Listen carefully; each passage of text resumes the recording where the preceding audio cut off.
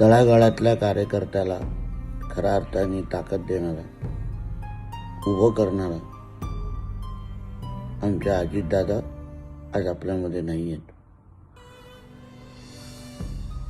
कार्यकर्त्याला खऱ्या अर्थाने घडवायचं कसं, ताकद कशी द्यायची, त्याच्या मागे कसं उभं राहायचं, हे अजितदादांनी महाराष्ट्राच्या राजकारणामध्ये दाखवलं आणि शिकवलं. मंत्रिमंडळामध्ये त्यांच्याबरोबर काम करत असताना ज्या कामाच्या पद्धतीबद्दल आम्ही ऐकलेलं, प्रशासनावर असलेली त्यांची पकड आणि निर्णय घेण्यामध्ये,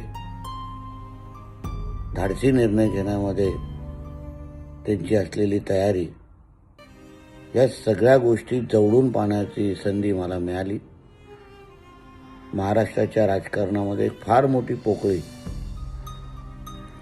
आज निर्माण झालेली आहे.